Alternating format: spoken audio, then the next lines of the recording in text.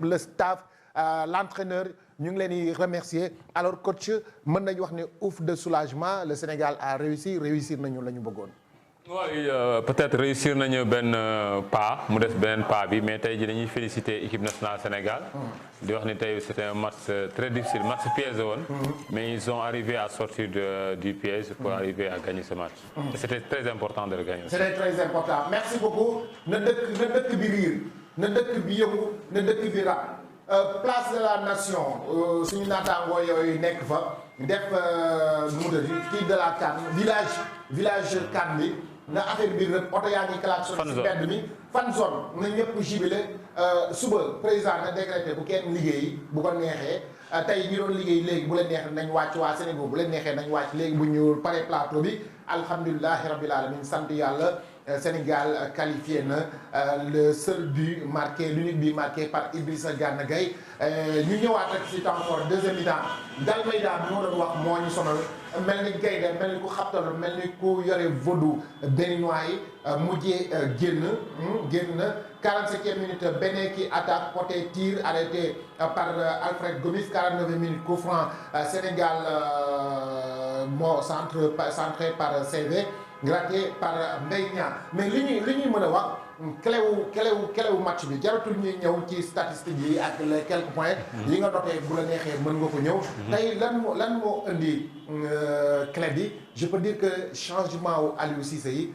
am na lu mu joué bu baax a baax ci équipe bi parce que boo seetloo si biir match bi avant changement maa ngi naan la Mbaye Diagne est-ce que du jël place su Mbaye Niang et puis aussi l'entrée de kii laa doon wax sax keneen ki laa doon wax sax nu mu tuddati suñu joueur bi waaye bi ñuy faral Sada Thioub parce que dama foogoon ne Crépin il était forfait changement yi mooy clé match bi Babacar. waaw c'est normal parce que Crépin il a un jeu très fluide et très technique avec beaucoup de vivacité.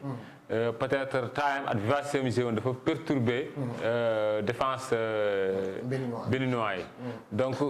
affaire astuce mu ngi jógee ci banc de touche parce que loolu la banc de jëriñ da nga am joueur yoo xamante ne dañuy wuute lu ñu mënee bu ko defee boo demee ba nga xamante ne gis nga ne lii affaire yi xaw na doy waar nga dugal keneen ku nga xamante ne mën na indi leneen lu wuute lu gars yi doon indi. li Crépin indi li Aliou Cissé def mooy dañu soxla woon joueur boo xam ne mooy téye ballon parce que mooy li ma doon wax si mi-temps bi Diao Baldé Keita il avait du mal surtout position bi mu nekkee woon il fallait que ñu change ko Crépin bi mu ñëwee si la Gana Gueye gën a libre si la Sadio Mané gën a libre. mais bien sûr parce que jeu bi dafa gën a leer foofu parce que Diao kenn sentir ko woon tey ci match bi il n'était pas dans le match. donc mais Crépin mu ñëwee dafa indi benn xar-xaru kanam. ci match bi. parce que moom déjà techniquement il est bien. ensuite il est vif vivacité boobu mu apporté dafa perturbé. et puis ak animation bi animation offensive bi. bien sûr parce que da nga gisaat équipe bi. ci beneen registre. da nga gisaat équipe bi beneen registre te boobu instant boobu dafa fekk beneen ñaari tamit ñoom di yéeg un peu d'un cran. di jéem a empêcher équipe sénégalaise pour mu ñëw. voilà parce que j'ai constaté tamit si premier deuxième mi-temps bi ñu commencé béninois yi dañu changé xar kanam mooy li nga wax sànq xar kanam bi mooy il voulait jouer bëggoon nañu oser bëggoon nañu tenter pour jéem a am loo xamante ni dañuy bañ pression bi amoon en premier mi-temps. da mel ni bi ñu ñëwee deuxième mi-temps dañu changé seen schéma technique. waaw dañu changé seen tendance ça permet Aliou dem dafa gis loolu. moo tax mu indi joueur yële pour causer leen beaucoup de danger. voilà moo tax kon ñoom dañu bàyyi seen mënin. waaw bien sûr parce que bu ñu duggee deuxième mi-temps ñoom dañu naan ne Sénégal suñu ko bàyyee mu ñëw suñu kaw. comme lu mu indi premier mi-temps bi. donc ñoom dañoo libérer ay espace yoo xam dañoo permettre équipe Sénégal peut-être xam nañ maîtrise technique bi Sénégal bu am ñoom amuñu ko. donc dañu leen empêcher relancer pour mu ñëw. maîtrise ballon pour mu ñëw jéem a presser haut. bañ ko defee ça n'a pas peut-être par moment lañ ko def. ensuite joueurs Sénégal dañoo libéré ci marquage bi. on peut tirer chapeau pour Aliou Cissé. Chapeau pour Aliou Cissé à tout le staff de l'équipe nationale du Sénégal ensuite aux joueurs. d'accord nga li Aliou Cissé def lépp depuis le début du match ba ci fin bi ni mu géré premier mi-temps géré ko deuxième mi-temps et puis les dernières minutes ni mu ko géré. bien sûr je suis entièrement d'accord avec lui il a fait des choix bu nga xamante ni ça a payé. parce que c'est un coaching gagnant loolu la ñuy wax naan coaching gagnant moom lañ def tey waaw. kon Aliou Cissé wane naa waat beneen prouesse technique kii Seydina bu la neexee mën nga ma jox téléphone bi ma xool participation yenn internautes yi nga xam ñoo ngi ñuy suivre dëkk baa ngi riir dëkk baa ngi toj fi mu nekk nii dégg ngeen ci biti klaxon oto yi ñëpp a ngi woon seen kër amoon nañu stress amoon nañu pression parce que tiitoon nañu ci équipe bu béninoise bi nga xamante ni ay match nii rek la sooxee ba 8e de finale mu éliminé Maroc mais tey coach boo doon wax tey Mbaye ki def amul victoire si match de poule éliminatoire yi si biir Coupe d'Afrique bi mu dem 8e de finale éliminé le Maroc bu Hervé Renard tey Sénégal gagné ko lan ngay wax ci loolu lan ban aspect lay mën a feeñal.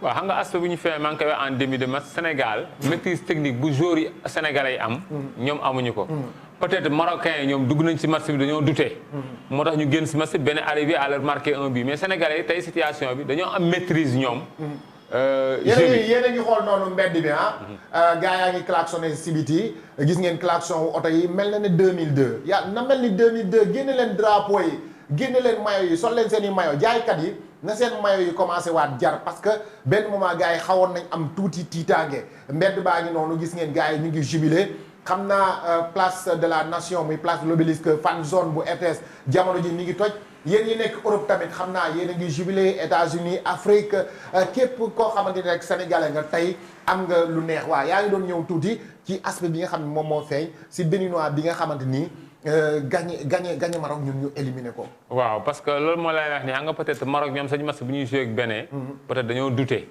ils ont douté or que Sénégal tel n'était pas le cas aujourd'hui dañoo am sérénité même fekkee en premier mi-temps doon nañu yàkkamti li ñu doon def parce que ñoom xamoon nañ déjà maîtrise technique bi ñoom ñoo ko ëppale béninois yi moo tax loolu day feeñ ci match bi tey da ngay xam ni Sénégalais bu ñu jotee bal bi pour béninois yi jot ko day am problème parce que ñoom fi aspect impact physique bi lañ ko yaakaar ci impact physique nag loolu ngay gën a dem da ngay gën a sonn si équipe bu joué 120 minutes loolu moo tax Sénégalais tey dañoo ñëw ñu téye bal bi pour mun football moo tax boo gisee bit bu ñu dugal 8 joueurs béninois ñoo nekk seen zone benn paasu Gana Gueye éliminé na 4 joueurs voilà parce que foofu amuñu concentration amuñu réaction parce que souvent dañuy bëgg daw. à un moment donné tamit gis nañ ni xawoon nañu am tuuti pression am tamit énervement ay signes d'énervement boo xamante ni amoon na ci côté béninois yi loolu moo lay wax ne maîtrise technique bi Sénégal amoon ci match bi moo leen énervé ba à un moment donné nekkatuñu woon ci match bi. mais bien sûr parce que da ngay jouer équipe boo xam ne day moo la ëpp doole.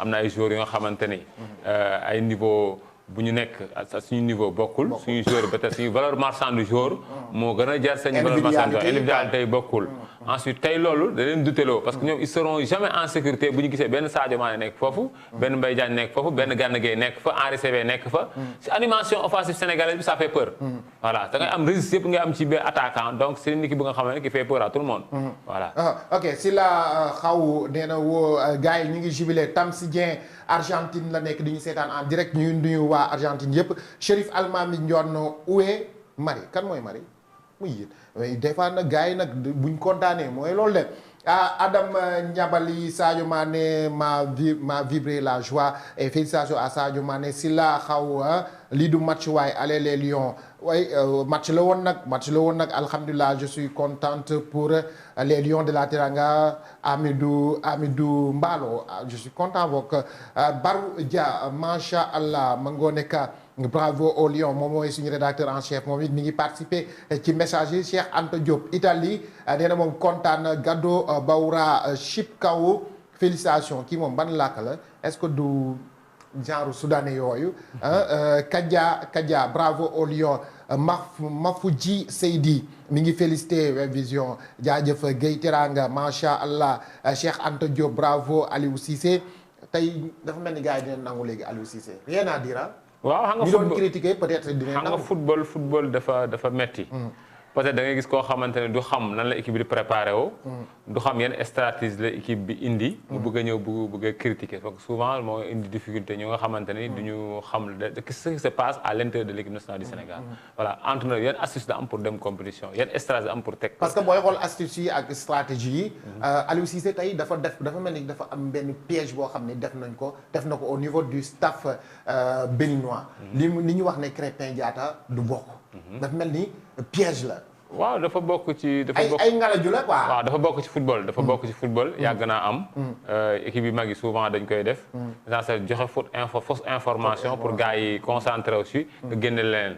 au moins bu ñu gisee Crépin ils vont dañuy jaaxle. dañuy jaaxle loolu effet surprise ba nga xamante ni moom lañ daal pression ci équipe adverse bi ah. Cheba Diop Serigne Diop je suis en Amérique nee na moom mi ngi Amérique di ñu suivre di nuyu waa Amérique yëpp xam naa yéen a ngi jubilé mais moytu leen jubilé bi boo moytu Trump du ko nangu Trump dafa tàng de Samba Sané ravi de vous merci Samba Bamba la paix nee na kontaan Cheikh Dia Chérif Almami Ndion Zal Balde je veux la coupe incha allah rabbi nañ ñaan rek tey buñ fi tolloo tey lan la ñu war a def wala ma bàyyi la rek nga def quelques jàngat yoo xam ne peut-être noté nga ko ci match bi li ñu war a defaraat ak lu ñu war a moytu pour les demi-finales c'est sûr que ne diggante Nigéria ak Afrique du Sud lay doon boobu beneen registre la. Nigéria Afrique du Sud mbala Madagascar Tunisie. Madagascar Tunisie en tout cas daal kuñ ci am baan fi mu nekk nii amatul dara lu ñuy moytu. tey boo defee benn jàngat. calcul yi nga def coach. ak li nga jot a jàngat si match bi. lan la ñu war a defaraat donte football nañu gagné nañu avec la manière mais y a des choses à améliorer. waaw xam nga tey ji adversaires yi ñoom ñooy xaw a wuute. mais dañ ne équipe booy ñëw ci compétition da ngay xam say valeurs joueurs yi nga am. yooyu ngay miser. tey boo gisee Aliou il a fait entrer Salif Sané. c'est très bien mu def ko comme milieu défensif comme milieu récupérateur parce que foofu lañ ko war di gisee parce que dañ koy soxla. parce que match bi ngay joué demi-finale. du bokk ak match bu ngay joué tey. mais tey boo gisee peut-être match bii di ñëw bu ñu ñëw 11 de départ bi dañuy changé. day changé waaw. ça va changer yaakaar nga ne dina changé waat. mais bien sûr war nañu mënoon indi tey jii ñu indi Ismaïla Sarr pour mu ñëwaat. ci match bi Diao tey il n'était pas dans son match. voilà mais à part ça peut-être amoon nañ tuuti problème su bal aérien yi. ñu doon sànni tey tuuti benn frère la peut-être temps fort équipe adverse la. suñu ko balee ñoom il ñu def renvoi défensif dañuy mal lire trajectoire bal bi. def nañ ko 2 fois Béninois yi xaw nañ si am kii fraîcheur. ensuite sur rétropasse Sabali bi at gardien bi au moins Bourde am na fa mais heureusement yàlla defal nañu sutura. noo gisee la présence de Gassama. waaw Seydina bu la neexee mën nga ma xoolaatal téléphone bi parce que dafa mel ni ki affaire yi dem na voilà si téléphone bi rek présence su Lamine Gassama tamit. waaw Gassama il est très bon sur le plan défensif mais si aspect offensif la des. souvent tamit bal yi muy sànni da ko war a gën a xoolaat. donc souvent day jëbali di ko sànni. parce que football itam loolu daf ci bokk. nga téye bal bi pour denc ko sa adversaire bañ si jot. kooku da koy énervé loo ensuite da koy duteloo. da koy énervé loo te da koy duteloo donc moom Gassama ci boppam il doit être beaucoup plus concentré sur les transitions surtout rétro yi quoi rétro yi muy def il fait beaucoup de rétro xaw ma qu'est-ce qui se passe def na ko lu bëri yoon waaw souvent wala boog dafay gën a jouer ak prudence. waaw xam nga tey ji souvent bu fekkee benn côté bi dafa fattu. da ngay changer pour orienter ñu jouer benn côté. mais souvent moom problème bu am dafay récupérer ballon. mais partenaire am bu nekk ci kanamam. souvent da koy xool waa ji peut-être ban appel lay def. parce que souvent de moom dafay jaawale waa ji ñëw jël si bal bi fii. mu sànni ko ci gannaaw. voilà foofu nag dafa war a xool parce que souvent joueur bi mun na daw benn. premièrement mun na daw deuxièmement mu bëgg a changer. pour ñu mu jéem a rabaat ci milieu mu jéem a daw leen mais souvent moom day bëgg tout le temps di sànni te loolu souvent xaw nañu causer problème tey mais j'espère bien que peut-être situation match bi. moo laaj loolu parce que stratégie bi tey moom premier mi-temps moo nekk ñu jouer sur les ballons longs sur les derrière les défenseurs béninois. et puis suñu axe bi Cheikhou Kouyaté Koulibaly. Impérial. zéro faute. parce que boo xoolee ñaari match yu ñuy joué. adversaire bi mënul ñëw suñu camp. sur les duels défensifs on gagne nos duels défensifs. voilà couverture bi mu ngi jaar yoon. duel yi dañuy récupérer ballon clairement ensuite ñu def transmission boo xam ne. et puis la cohésion tamit. jël na forme dafa jël forme parce que yàgg nañu jouer ensemble. peut-être période moo ñëw coupe du monde bi changement am. mais moom Cheikhou Kouyaté ak Koulibaly Impérial. peut-être bu ñuy xool défense yu gën a xarañ ci kan bi ñoom si lañ bokk. yaakaar nga ne match demi-finale bi. ñu déparé ak le duo d'attaque wala trio d'attaque ku ci mel ni ki Sadio Mané Mbaye Niang et qui encore Diao Baldé voilà. non peut-être Diao mooy génn. xaar waaw Sarr Ismaïla Sarr ñëw. Ismaïla Sarr Mbaye Diagne. Diao Baldé mën nañ démarrer waat. waaw mën nañ démarrer est-ce que Mbaye Niang boog ma naan Mbaye Diagne noo gisee l'entrée de Mbaye Diagne. waaw il n'est pas. il était un peu timide mais il voulait faire beaucoup de choses dem di récupérer bal di ñëwaat am na ay passes yoo xam ne tamit def na ko quoi. mais il doit être beaucoup plus gourmand. parce que match bi ni bu instant moom bu muy dugg ak intensité l'équipe adverse a libéré beaucoup d'espace. Lui il doit être beaucoup plus gourmand pour tuer le match. nga match am na fu muy toll da nga koy rey daa doon plus agressif. parce que am na benn balle bu ñu jox défenseur central béninois bi. or que bu teeloon dem harceler ko waa day jël ballon parce que 1 contre 1 la. mais heureusement dafa yéex a ñëw. moo tax mu demee ci waa ji dafa def faute. dama gis ne dafay def benn jeu boo xamante ni jeu d'intelligence lay def tey bi lay def quoi comme ni nga wax ni à défaut que mu gën a agressif. wala bokk mu gën a gourmand. dama gis ne jeu d'intelligence lay def actuellement. waaw peut-être duñ ko demandé la. peut-être Ali ba muy dugg maa ngi koy gis mu ngi wax ak moom. mais d'après sama compréhension daf ko doon wax na jouer rôle pivot.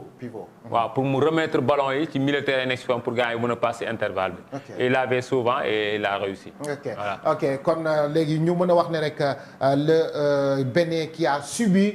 Le premier mi-temps deuxième mi-temps ñu génn bëgg a football ñu libérer beaucoup d'espace jox gars yi ñu football te bu fekkee ne dañuy teg bal bi rek ñoom ils auront beaucoup de problèmes kon problème yooyu moo ñëw parce que ils ont changé de caractère en deuxième période ñu ñëw teg bal bëgg football def benn jeu offensif wala boog ñu jéem a xool naka la ñuy naxante ak Sénégalais yi mais bi jeu bi amee si suñu ay individualité def nañu loo xamante ni tax na ba bii bi dugg am na yeneen ñaari bii yoo xamante ni dugal nañ ko arbitre bi bañ ko ak VAR bi mu nekkoon benn moment boo xam ne pressing bi kaw woon na woon ci kaw Sénégal dafa dugal bàyyiwaatul bëggoon dolliwaat ñaar ba ñett waaw parce que loolu la ñu football bi léegi foofu la toll. parce que boo dugalee benn bi t'es pas à l'abri.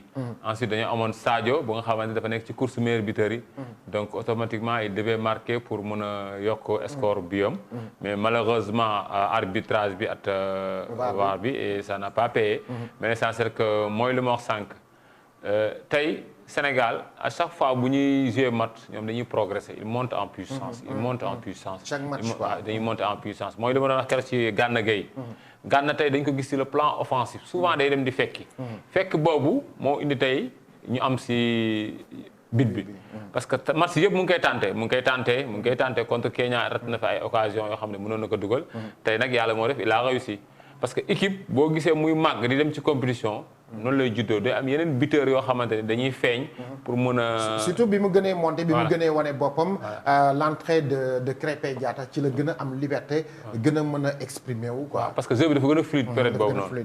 ok ba ñoom sax ñu subir pression ak li nga xam ne moom mooy mer ba ñu am carton rouge seen attaquant bi di Poté tamit génn na ñoom it seen attaquant yi amoon nañu ay difficultés pour jéem a percer défense sénégalaise bi jël nañu carton yu bëri beaucoup de fautes benn joueur boo xam ne def lu mat 5 fautes et puis le joueur bi nga xam ne moo jël carton rouge bi il l'a pris ci ban minute à la 85e minute la jël carton rouge bi mu def faute sur Idrissa Gana Gueye muy Verdon waaw Olivier Verdon 83e minute la si la jël carton rouge bi mënul woon ñàkk ci match boobu bon mënu woon ñàkk parce que mënoo tey nga ñëw match yu mel nii nga am joueur yu qualité yu mel ni joueur Sénégal nga bëgg a jouer ci impact physique au fond parce que ce joueur souvent dañuy def ay fautes.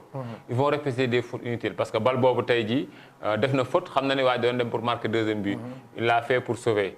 donc am na action yoo xamante ni. faute utile la def quoi. waaw am na action yoo xamante ni da nga koy bëgg a arrêter mais joueur bi ak technicité am. moo lay éliminer mu pousser la nga def faute bi. voilà te ñoom sañ attaque bi la moo tax mënuñu percer défense sénégalaise bi. parce que attaquant bi lu ñu koy laaj. du ko mën a def face à défenseur bu nga xamante ni mel ni Kalidou Koulibaly. défenseur central très bon sur les techniques défensives. donc moom à un contre un mënu éliminer Koulibaly. ce sera très difficile. day soxla xaar bloc défensif bi ñëw serré. pour ñu mën a attaquer Sénégal boobu nag day fekk Sénégal équipe bi nekkat en place. voilà un coaching gagnant d'Aliou Cissé félicitations à Aliou Cissé. Qui a bien maîtrisé son sujet tey sujet maîtrisé na ko def na jeu stratégie boo xam ne teg na ko depuis le début du match 11 titulaires yi remplacement bi ñu demee ba àgg ay 20 dernières minutes yooyu noonu am na benn schéma boo xam ni teg na ko schéma boobu naka nga koy tuddee si remplacement bi ak yooyu noonu changement yi tout ça ñu ñëw gën a offensif affaire yi gën a libéré wu au milieu gën a libéré wu tamit ci côté attaque bi mu am benn vivacité bu graaw boo xam ni gis naa ko pour les dernières minutes. waaw parce que xam nga espace yi moo libéré wu rek mais si dispositif tactique bi changé wul. voilà dispositif tactique bi changé wul peut-être que joueurs yi hommes yi ñoo changé rek. mais dispositif bi changé wul. Badji Dembis Boy Bignona ñu ngi lay jaajëfal yow félicité Krépin Diatta rek ak Sadio Mané ak ñeneen Alfred Gomis moo gën nga ñuy wax waxu pétrole fii naan match bi jeex na bàyyi sa yi ngay def Aïda Gana yii kii de Gana tey moom dina bëri ñu ciy teg seen tour tey. comme suñu Aïda bii tey. Aïda Gana dugal rek Aïda tëb. tey Gana moom mooy bomb ak Krépin. Ah, c'est normal, c'est normal, c'est normal. Hein? C'est normal. Ouais. Voilà, le football, notre passion, le pétrole, notre avenir. Cheikh Bara Niang Mama Ndaw Aïda Gana jaajëf ñoom ñëpp ñu ngi seetaan actuellement am na ku doon message sànq nekk biir États-Unis wala boog Canada ñu ngi koy jaajëfal bu baax a baax bi ma demee bay liir la affaire yi dem dofu kër gi dofu tey waaye ji waa man léegi vraiment bàyyi léegi message bi gars yi dama bëgg rek joxe seen i message en tant que sénégalais nekku leen fii ci studio bi mën a exprimer wu mais à travers ci Sénégal ngeen di exprimer wu ak ñi nekk bitim réew dofa kër gi ñu ngi lay jaajëfal baax waaw du ma ko fàtte dégg nga Gana l'homme du match Gana kon Idrissa Gana Gueye moom la ñu élire mu nekk l'homme du match c'est lui qui a marqué moo dugal def football bu rafet macha allah mais Krépin nañ ko def deuxième l'homme du match nag. looy wax si l'homme du match bi ñu. non c'est normal Gana ñu jox ko l'homme du match parce qu'il a fait des choses extraordinaires dans ce match. Ensuite il a sur le but. doo xool geste passe bu mu def rek. mais lecture bu mu def. parce que équipe bële dañu doon def changement. amuñu concentration. moom mu jot ballon bi. ba muy contrôler ballon bi ñëpp dañoo taxaw il était arrêté.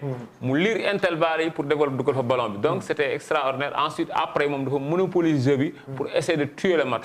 parce que moom fu mu jógee pour laaj bal bu mu indi carton rouge bi si intervalle la dem laaj ci espace la dem laaj en profondeur pour ñu jox ko foofu ballon bi. aujourd'hui il a été très bien même position bii ñu koy jouer wax dëgg yàlla il est très bien à les antipositions. kon Gana l'homme du match tey ñu ñëwaat si quelques messages yoo xam ne gars yi ñu ngi koy bind Matita Sakho Ousseynou Baax Ñaa am na ñu ñuy seetaan foofu waa Brescia ñu ngi lay jaajëfal Ousseynou da Baax Ñaa félicitations au Lion Mbaye meilleure attaque que le Sénégal kon mon nangam Babacar Seck félicitations on est fiers de notre pays merci beaucoup Pape Omar Dia waaw li ngay laajte moom man loolu moom du ma ko tuddaat man waxi pétrole ak gaz moom dootuma ci wax Lambert Koba bravo bonne continuation Mor Diop bravo Matita Sakho notre déggal kooku ñoom tey ñoo bàyyi pétrole bi nañu wax si match bi rek gagné nañu savourer suñu victoire bira nañu kontaan nañu génne drapeau yi nañ bàyyi noonu rek nañ bàyyi noonu rek tey football la ñu wax tey ngir yàlla ak yonent bi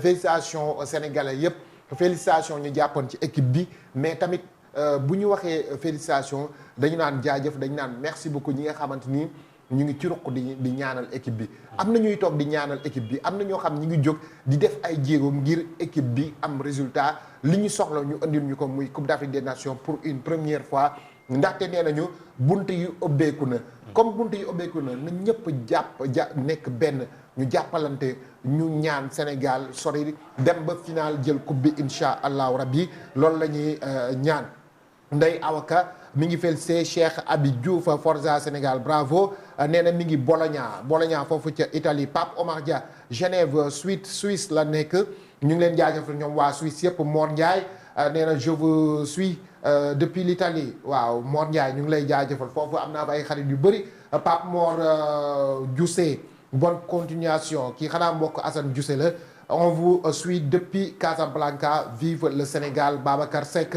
jaajëf Babacar Keba Diop Isif est fier des Lions waaw maa la defal noonu publicité dofu kër gi Alioune Sall fu mu mujjee si convocation bi di ngeen ko xam si kanam tuuti boo leen xoolee Sénégal parce que tey lañ ko convoqué woon Tra Ansoumana bravo à nos Lions avec super match nangam sangam John Abdoulaye alhamdulilah waa sant yàlla ne leen alhamdulilah man tiitoon naa vodu yu trop Lamine Aminata Gueye merci Aliou et son équipe lépp baax na Pape Mor Diousé pétrole Can la ñu wax.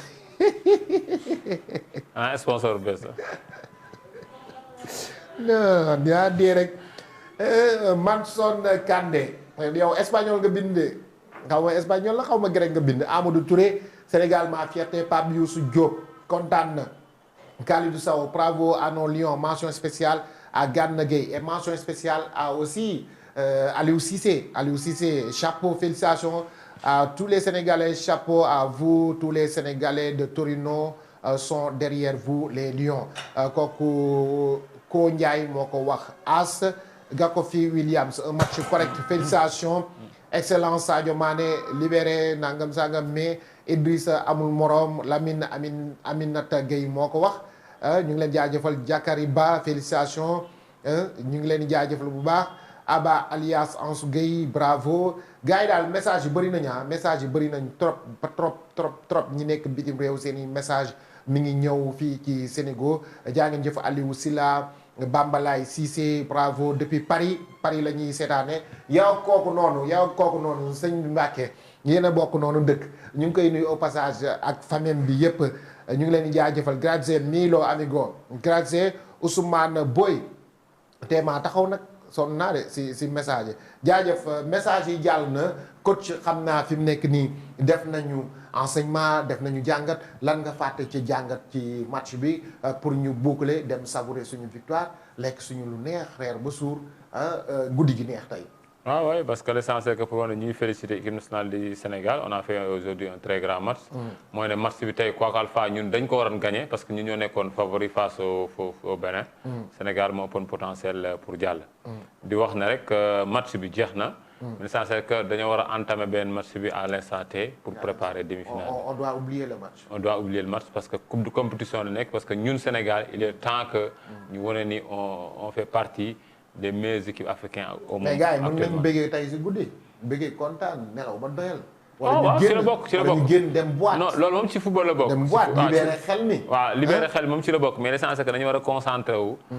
ci match yi déjà présent match yi top. Bambalay Cissé bravo depuis Villemomble à Paris jaajëf Bamba di nuyu suñu parisiens yi nekk foofu yëpp ma cousine yaay Fatou di nuyu mbër yi fa nekk Boy Naar mon ami Malal Ndiaye ñu ngi koy nuyu tamit États-Unis et toujours derrière les Lions Moussa Ba États-Unis la ñuy suivre Pape Oumar Dia waaw waa Guédiawaye kii nee na Pape Modou Fall aar li ñu bokk acte 5 à Guédiawaye Thiaba Diop merci Sénégal pour le direct jaajëf Thiaba très Ansoumana parlez-nous sur la prestation de Sadio Mané depuis Cap-Vert waaw la prestation de Sadio Mané impérial il était bien sûr il a fait son jeu. Il était très bien parce que boo gisee bii bi ñu marqué. moo def passe bi. Voilà il a fixé moom tamit 3 jours pour libérer ensuite bal bi Gana. Il a été très bon parce que mooy position boo xam ne moom daf ko affiné ba muy jouer Liverpool daf koy am. soit bu nekkee à gauche day daw piqué. su dawee piqué nag défenseur yëpp dañuy ñëw ci côté am. bu ko defee dañuy bàyyi espace yu bari. voilà. Manson Kandé moom nee na lu muy laaj nee na Aliou Cissé nañuy teel a dugalal mbay nañuy tayal dugal xam nga papa Mbaye Diagne defe naa la bëgg a wax teel a dugg loolu loo ciy wax tamit. mais xam nga yooyu yëpp mooy li may wax ni. Aliou chaque chose à son temps. À son temps Aliou liir na chaque match buy joué adversaire am balaa moo ñëw da koy superviser. Superviser xam nañu ñan ñoo war a mën a entamer match bi. parce que yëf yi noonu lay demee. ñu xam ban yoon la ñuy jaar. voilà xam nañ kenn ku nekk nag sa rôle.